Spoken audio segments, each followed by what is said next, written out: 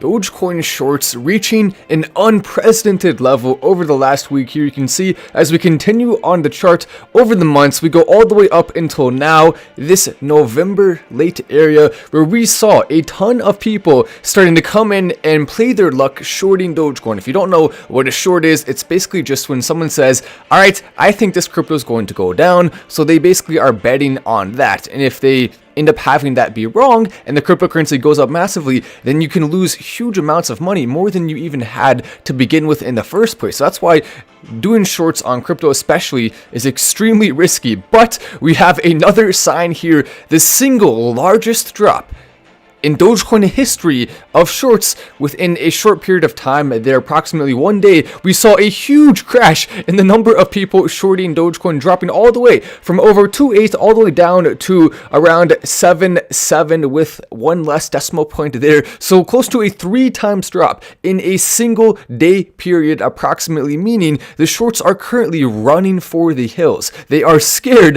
They know what may be coming, and because of that, there are way less people that are going to be likely to want to short Dogecoin. If the overall market is looking negative, if it's looking bearish, that's going to lead to more shorts coming in all across crypto. But Dogecoin especially is the type of magical currency in some ways, or it's the type of currency that has that magic feeling, I guess you could say, around it, where literally anything can happen at any moment, anything is possible. It also has Elon Musk with some huge plans, the largest platform in the entire world, the most influential person. So when it comes to betting your money shorting a crypto, it's pretty dang silly to pick Dogecoin as the one you want to short. People starting to realize after being in for a little bit, you know what, maybe not so much. I'm going to go ahead and run for the hills and get out of my short position as quickly as I can.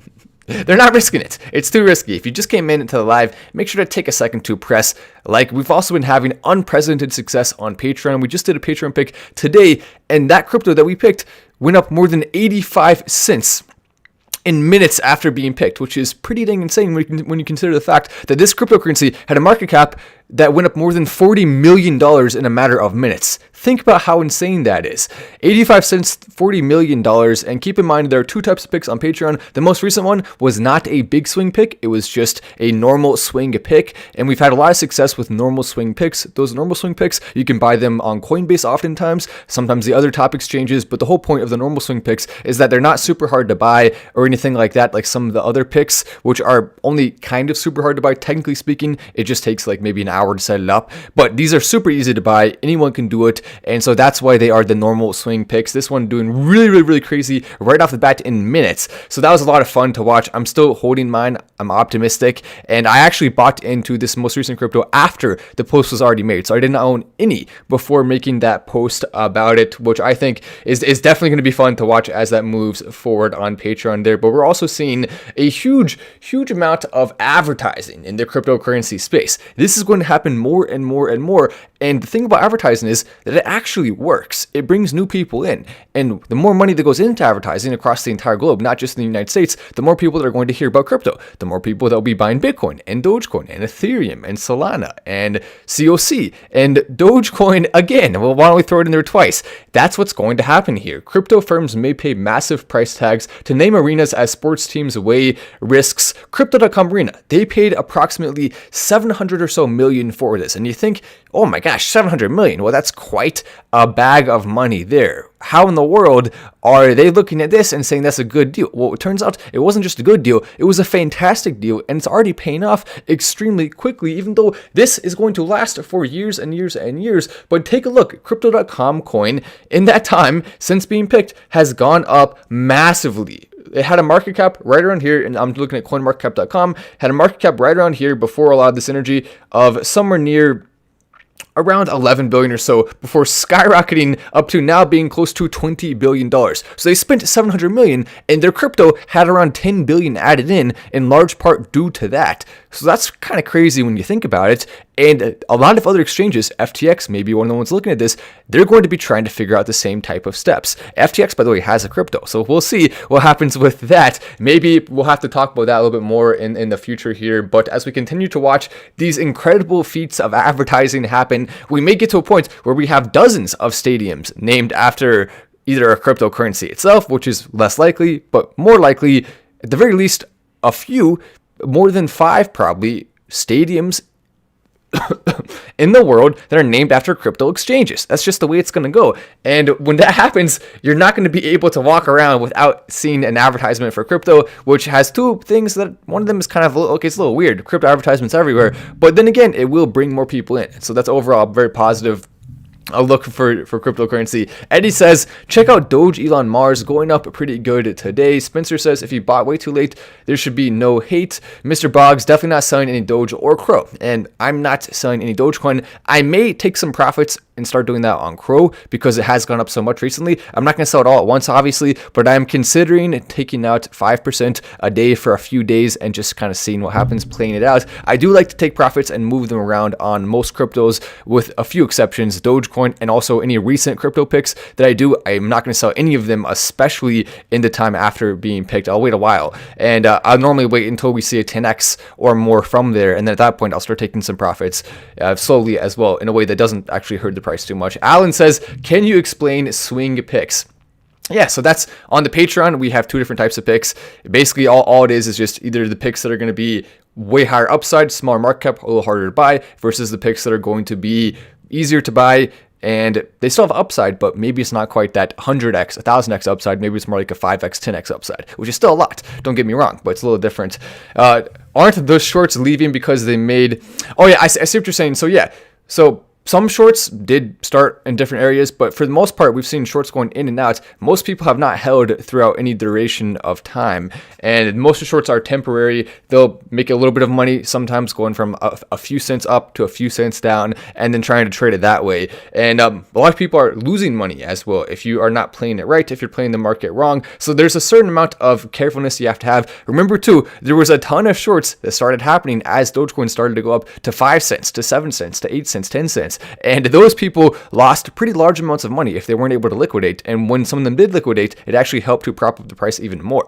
If you just came in, take a second to press the button. One button press of like equals one new person coming in. It's actually pretty dang simple. It works like a charm. Have you heard the rumor that Tesla making 3 Doge laptops, Doge Moon, Doge Mars, and Interstellar Doge? Heard it from a friend that works in Tesla. A lot of interesting rumors when it comes to Tesla and Dogecoin going around right now, when they're going to accept, what they're going to do. We know for a fact that they are starting to explore website options of accepting Dogecoin, and now we're wondering how much more are they going to do and how soon will it happen. Look for January and February to be 2 big months for big things happening for Dogecoin, because that's going to be when a lot of these companies, they have a new fresh set of tax sheets, they have a new fresh set of ideas, maybe some new employees coming in, and they can start new projects and get involved with things like that. DogeX AMA with Sir Doge and Steven Steele in the near future. DogeX Dogecoin to the moon. Let's get it done, brother. I like the sound of that. Yeah, that would be fun to do a Dogecoin or DogeX AMA as we continue to see some interesting things happening with that. And remember, one big catalyst for DogeX is going to be what happens with Dogecoin. And we are